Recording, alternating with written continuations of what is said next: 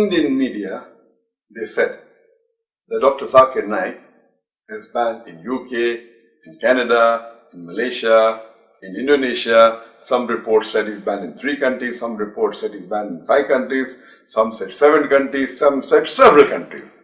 The fact is that technically and officially, I am only banned in 1 country, that is UK. And we'll come to it later on.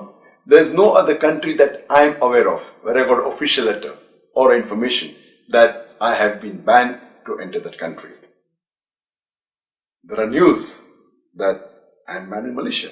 In fact, hardly 3 years back, in November 2013, I got the Toko Mahalijri Award, which is the highest award in Malaysia given by the King of Malaysia and the Prime Minister of Malaysia. Imagine the intelligence of Malaysia, but natural, they made a sing records and then gave this award to me. So, and I was just there in Malaysia in the month of April, hardly 3 months back.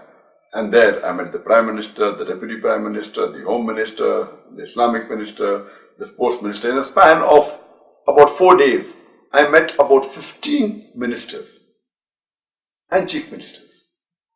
Imagine, I'm banned in the country and I'm meeting the head of the country, I'm meeting the king, I'm meeting the Deputy Prime Minister. It is an irony. So this is what the media does. It picks up some information they get from hearsay, from some gossip, and they give it in headlines as though it's a gospel truth. Regarding my ban in UK, the only country which technically I am banned and officially am banned is UK. And to tell you correctly, the word banned is not appropriate because in UK, banned means the person who's banned, his lectures cannot be heard on the radio, on the television, his books cannot be sold. That is the meaning of ban.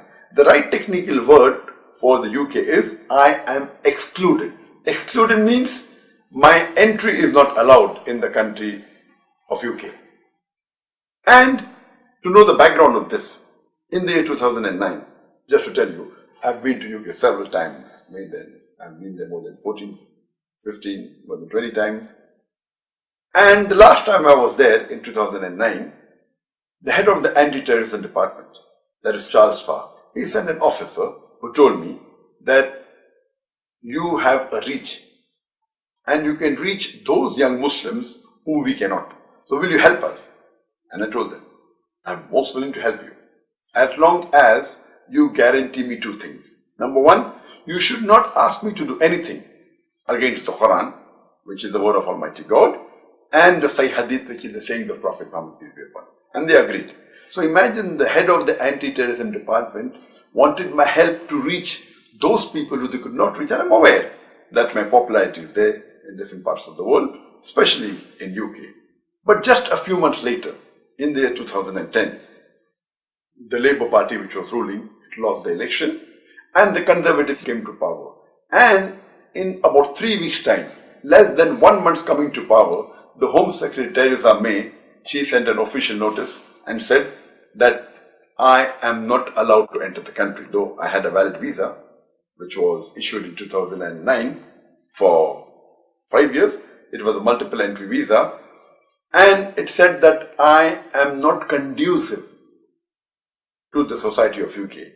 And they quoted 2 sentences from my speeches. And one speech she quoted that I gave in UK was that I said in my speech in UK that I condemn the 3,000 Americans killed in the 9/11 attack. I condemn more than 50 people killed in the tube bomb blast in London. I condemn more than 180 people killed in Bombay in the serial train bomb blast. But I also condemn the thousands of innocent people killed in Afghanistan, in Iraq, and in Palestine. Imagine, she is not allowing me to enter the country and she thinks that I am not conducive for UK because I said, besides disagreeing with the first three attacks of 9/11, London bombing, as well as Bombay serial train bomb blast, I also said I condemned the thousands of innocent people killed in Afghanistan, Iraq, and Palestine. and she doesn't like it. I went out of the way to prefix the word innocent before I mentioned the thousands of people killed in Afghanistan, Iraq, and Palestine, to be careful that no one misuses and says that I am supporting certain terrorists of these countries. When I used the word Americans, I didn't prefix the word innocent, neither for UK, neither for India. Even going out of the way, she officially writes a letter. And imagine, it's illogical. No one in the right sense can ever agree that why am I not conducive when I'm condemning even the attack that took place in America, in London, in Bombay. Why do they don't like when I condemn the attack that took place in Afghanistan, Iraq, and Palestine? These are the double standards. So because of this letter said, I'm not allowed to enter. And normally, and technically, this is valid for 3 years. And the 2010 it was issued. So this letter was valid till 2013. So technically, I can apply for a visa for UK. As far as all the other countries in the world are concerned, I don't know of any other country in the world where I have